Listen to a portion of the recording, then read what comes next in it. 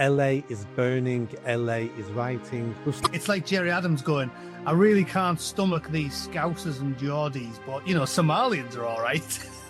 This is ours. This is my land. This is Mexico. Now, real Mexico, I've escaped. I don't want to live there. Hi, everybody, and welcome back to Nick Talks. This episode's returning guest, an amazing guest, is the Angry Bootneck. Mr. Angry, how are you doing? I'm still enraged, Nick. I'm still enraged. Unfortunately, I am not on fire. A lot of people have been messaging me this last couple of weeks saying, I hope you're safe. But I'm about 3 hours away from LA. So I'm in Santa Barbara County. So I'm angry but safe. And I'm watching the fireworks from a few miles down the road in amused but grim silence. Yeah. I mean, in the UK, we don't realize how big America is. So we look at California, it's one state, and we probably think to ourselves, oh, it's probably like Wales. It may be almost as big as England, but from where you are to LA, it's probably like where I am to Paris. It's that sort of distance. We've got no concept of how big America is. No, it's mental. And it does take you by surprise when you're living here, because I took a job offer when I first moved out here. I've been here about a year, and I got offered a really good job working for an aerospace company in Huntsville, Alabama. So I said, go on, then I'll take it. And I didn't really discuss it with my wife very much. I just mentioned it, that I was interviewing. And when I just said, oh, I'll take it then. Next time she come in, I was like, oh, I took that job. And she was like, where? And I said, in Huntsville, Alabama. And she went, you can't just drop that on me. I was like, why? It's fine. You can visit your mum on the weekend. Like, what's the big deal? And she was like, it's 3,000 miles away. I was like, 3,000? I said, I honestly thought it'd be like 500 or 600. But like, that's how big it is. California to New York is literally 3,000 miles off, probably further. I don't know exactly. But when you come from the UK, it kind of takes you by surprise. Yeah. So a lot of people were sending me messages this week saying, like, oh my God, you're in California. You're all right. And I'm like, yeah, I am. I'm 200 miles away from where the riots are taking place. So I haven't had too bad of a time, but it has been on the news all week. It's obviously a hot topic all around the world, isn't it? So that's why we're talking about it. Yeah. Well, we've seen the videos of every day now on the news in the UK. It's all over social media. LA is burning, LA is rioting. We've seen riots in America before. The black guy King, who was beaten up by the coppers. Rodney King, that's the guy. We remember the Black Lives Matter riots, 4 years ago. So we've seen riots before. This one seems to me a bit different to me, because this one seems to be a lot more staged, a lot more activists involved. It seems to be as if America has gone to all the crazy left-wing activists in states. Right, we're having a party in LA. Come on down. And it's that uni cause. They seem to be going on about absolutely everything. But the core is Trump's new migration policy about deporting illegals from America. And it's all kicking off. What's your take on it? Yeah, right. So I've got some good statistics for this one, because obviously I've been doing my reading. Fun fact, the policy is no different than it ever has been. So all that's happening is they are fictionalizing a response to a new policy that has always been in place. You may remember them talking about Trump putting kids in cages. The photographs of the kids in cages were taken when Obama was the president. It was a fiction, and these people lie about everything. It's political theater. Another fun statistic for you: the most people ever deported in a single year was 2013 by Obama, and he deported 498,000 Mexicans. Right, 500,000. And of those that were deported, the numbers track. It does actually make sense from a common sense point of view. Of those deported, 81% of them had zero due process. So this is under Obama. Over 400,000 deported, no due process, because non-citizens don't get due process. And again, this is only controversial when you're a left-wing activist. If you or I turned up in America illegally, not only would we not get any due process, we wouldn't expect any. If me and you were on the piss in Canada and we just drove south for a laugh to go, I don't know, Seattle, and the found us there, and we said, "Oh, sorry, lads, we didn't actually come to the thing. We just drove down from Canada." They'd say, "Right, you're getting deported," and we'd say, "Yeah, fair enough." That's how it works. So Obama deported out of the 500,000, only 70,000 got due process. So, and obviously that's going to be when they're long-term residents who came here illegally decades ago and they've been working and they haven't caused any trouble. So then the government's gone, oh, actually, looking at his background, we'll let him see an immigration judge and we can take this to tribunal. No part of that process seems irrational or unfair to me. And that's all Trump's been doing. And he hasn't managed that many. I think they're averaging I think they said they were trying to hit 30,000 a day, but they were getting nowhere near it. So the process is identical to how it always has been. And now they've started saying, oh my God, he's deporting them without due process. There was never a due process. Sometimes, like I said, 70,000 from 500,000. So do the maths. Sometimes on rare occasions, they would take you to an immigration judge if they thought that there was extenuating circumstances. But in the vast majority of cases, under Barack Obama and President Trump, if you're there illegally, you get deported because you broke the law when you entered the country. There's nothing controversial about it. So this entire thing is a manufactured. A lot of these are paid activists. We know this. There's been stories leaked of them getting paid $500 by large CPACs and all these political activist groups, paid for by the likes of George Soros. The whole thing is a fiction. Donald Trump isn't doing anything outside of the norm. And even down to scrambling the National Guard, it happens relatively, not common, but infrequently. He had them out to assist the police because they were worried about the number of protesters, and mainly they were used to safeguard federal buildings. So if you see the news, you see a line of guardsmen, they're outside like a big courthouse or a town hall or a federal court or something. None of it is strange, and the entire media furore around it is exactly that. It's political theatre. Yeah, and that's what it looks like. It looks like the next stage of Trump derangement syndrome. All this, like you said, has been legal and has been happening for a long. Phase 3 of the Trump derangement plan, yeah. And that's all it is. Now, LA itself has brought a lot of this upon itself by their voting patterns. LA is a sanctuary city, which means they openly welcome any illegal immigrant into LA with the promise that we won't help the national government find you, arrest you, or deport you. We will help to hide you. So they've encouraged that. Crime, I mean, I don't live there, but from my understanding, crime is out of control in LA and California in general due to their policies, due to their lackadaisiness on drugs, on low-level criminality. Serious criminals can be bailed the day they commit a serious crime, get released the same day, and commit another crime that day and get bailed again. It's as if they don't want to lock anybody up, especially if you're Black, Latino, or something like that. It's as if, I mean, you've seen the film Escape from LA with Snake Plissken. It's as if LA's turning into that, a hellhole, and these riots and this destruction now is the next step on that journey of LA. Not everybody in LA and California wants this, but the majority keep voting for it. Are their voting habits ever going to change?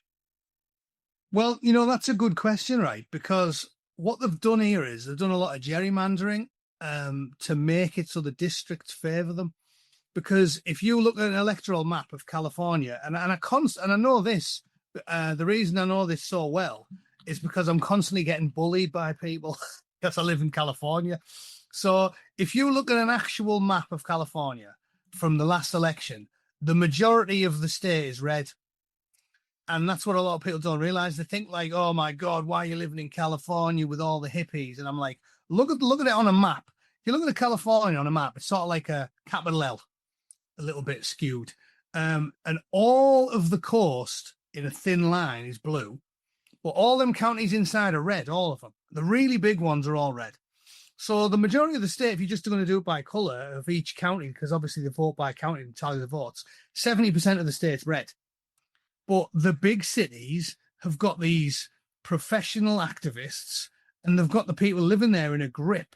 They do loads of dodgy shenanigans. What they do is ballot harvesting as well, where it's not like in the UK where you have to turn up at a polling station with your ID and actually one vote per person. I remember it's like that in the UK because in England in about 2010, when I've stupidly voted Conservative, voted for Cameron.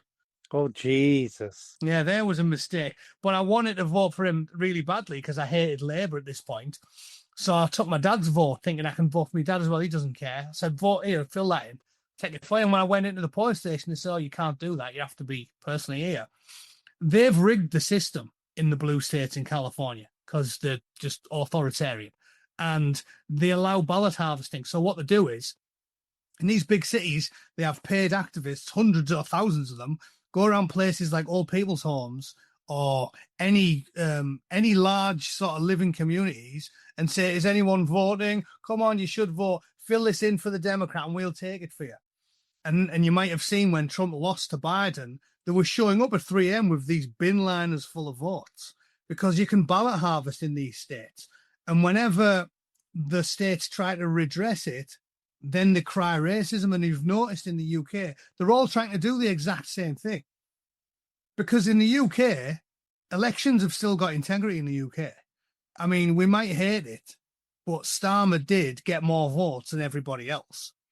It's just because it was so split, and obviously half the people didn't bother voting.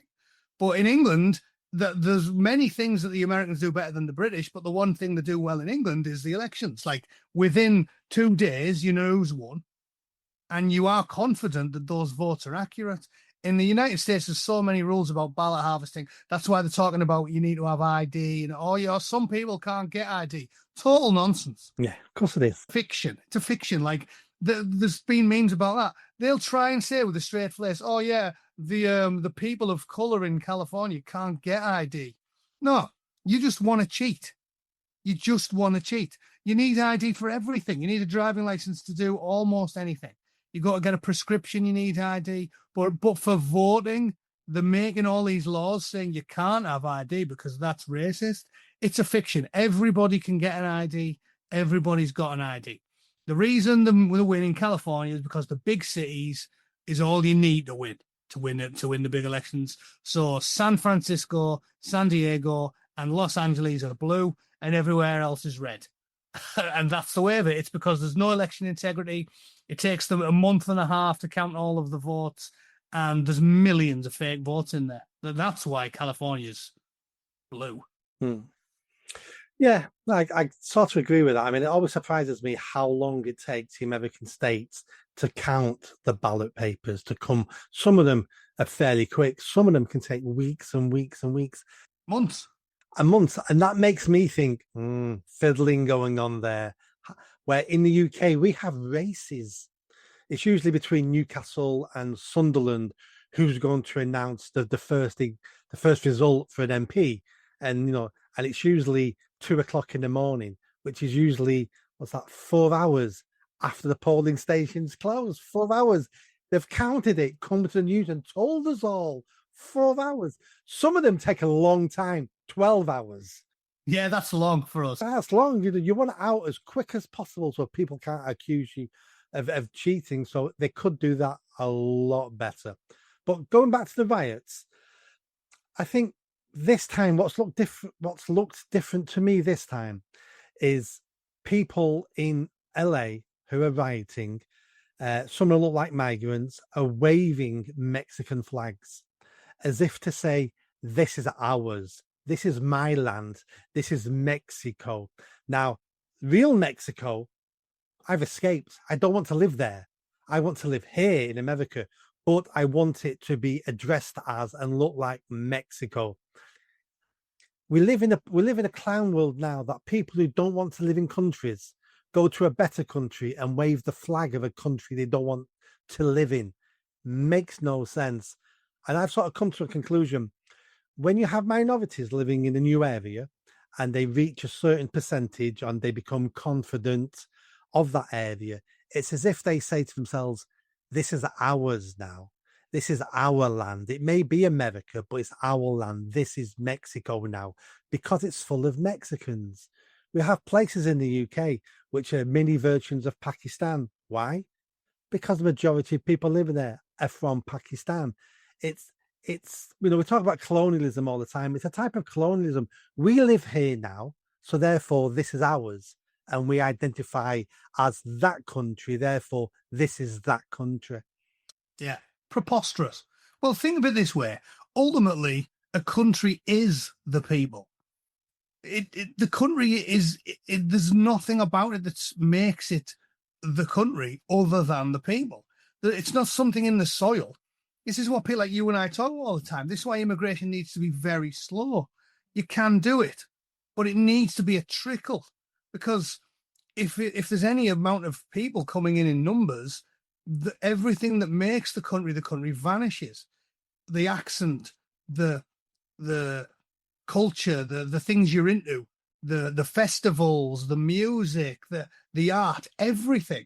It's being surrounded by your own people that has made me have the accent I've got and the interest that I've got. There's nothing in the soil, and this is what we've talked about. If they jump off these dinghies, they don't come from Somalia, and then the second the toe touches the sand in the northeast, they go, "All right, pet, how you doing, like Newcastle?" This type of stuff takes a long time to happen. And the rate the British government has done it at will ensure that our culture and our civilization dies. If more than half of the people in a region are born abroad, that region isn't England anymore. And this is why people have lost all patience for it. And I fully support that lack of patience. If these morons had the brains that the gods gave a goose, they would be waving an American flag and saying, I love America, I've integrated, I speak English, I've been here for years, I pay my taxes, please don't deport me because my whole life's here and I love America. But what they do is they set a car on fire and then ludicrous wave a Mexican flag. And Americans are nice people. If you took my tact, you might be allowed to stay, because nobody's going to go, yo, you've been here 20 years and you've not caused any trouble. Even though we would say probably still deport them, because I'm all about the rule of law. But you'd be very reticent about it. I understand that, because no one's passionate. With all the trouble that's going on, no one's passionate about throwing out a guy who's been there 20 years and caused no trouble. If they just took that tag, there'd be no passion for deporting them. But when you jump on top of a burning car with a foreign flag, a Palestinian flag, a Mexican flag, even the most reasonable centrist, my wife's a dyed-in-the-wool Democrat. And when she sees a burning car with a Mexican flag on top of it, her granddad was born in Mexico. And he hates that shit. He pulls out his America flag when he sees them waving the Mexican flags. He's like, you're American. You live here. To any reasonable person, it is totally unacceptable to fly a foreign flag whilst committing acts of violence. And I'm from a country that has a very long history with the Americans. We spawned the country. We share common tongue and common ancestry. I'd never fly a British flag wandering around the streets because it's disrespectful. The irony is the people who do respect the flag are the ones that complain about these faux pas. They wouldn't be that bothered if someone like you or me flew an English flag, because we wouldn't be causing any trouble, but we wouldn't do it. The ones who do it are violent criminals waving foreign flags whilst assaulting federal agents or police officers. I think the support for deporting these people is as high as it's ever been. The media are lying about it constantly, making out as if this is controversial. People aren't stupid. Even, as I've said, dyed-in-the-wool Democrats out here support deporting violent thugs, waving foreign flags, because that's what American presidents have always done. And I honestly do think, regardless of the lies the mainstream media tell you, they're losing the PR war. I think the vast majority of Californians support deporting these people because they are aggressively assaulting police officers and public servants whilst carrying a foreign banner. And I think even Democrat voters at this point have got no time for it. I think it's not even controversial what's happening, and I think that the president retains broad public support even in California at this point. Anyone with any common sense looks at those foreign thugs and says to themselves, I wouldn't want to meet that person in a dark alley or a dark street coming home from work. I wouldn't want to meet them. What are they doing in my country? And so you're right. I think that people will be on the side of law enforcement against this because it's self-preservation. And certain areas, like say in LA, have got horrendous crime problems. I've seen it in San Francisco, with the drug addicts, the homeless, horrendous. And then on the flip side of that, if we don't do anything about it, it ends up with what we've seen in Northern Ireland in Ballymena. It gets to a stage where everyday people, rightly or wrongly, are taking law into their own hands because they lose all respect and all confidence that the state will protect them, the state will hand out justice. And once we lose that contract, because that's why we're not vigilantes, that's why we tend not to use violence, because we've made a deal with the state. We'll hand over our violence to you to protect us and to hand out justice. But when they don't, they've broken the contract, which means we've got to do it ourselves and protect ourselves, our family, our communities. And that's happening in Ballymena now at the moment. And some of the scenes horrendous. I don't condone it. There'll be innocent immigrants there having their houses burnt down. There's always innocent victims when we get mob violence. But we have mob violence when the state doesn't live up to its expectations of protecting us and putting us first. How could it be controversial in this day and age for us to say the British government should put British people first? The American government should put American people first. The Pakistani government should put Pakistanis first. This isn't controversial at all. I've made this point many times. I always say, if Burger King's, they're all sat around the desk, the CEOs, and the Burger King R&D guy says, I've invented this new burger, I think it'll be really popular. The CEO's first question isn't, yeah, but won't it hurt McDonald's sales? That's how preposterous the world we live in is. Like EU politicians in the West, Irish politicians, British politicians, they go, yeah, but if we do that, it'll be bad for Somalia. It is people's first job you're elected for as an elected official. Your first job is the protection and continuation of your society, of your constituents and your surrounding towns and villages.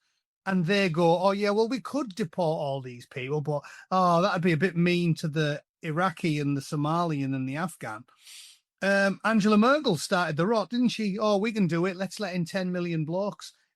Wasn't good for Germany, and she knew it wasn't good for Germany, but she's a globalist, so she doesn't care if it's good for Germany. Her view is it good for the world?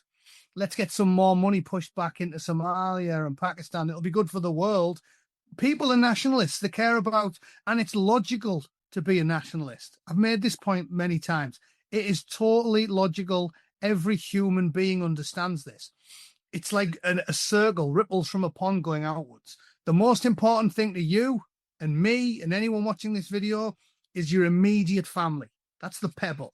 And then around that is your closer family, your siblings, your cousins, your aunts, your uncles. And after that, it's your good friends and your neighbors. And then after that, your loyalties to your town and your village. And then after that, your loyalties to your region, right? And that's how I am, North v South.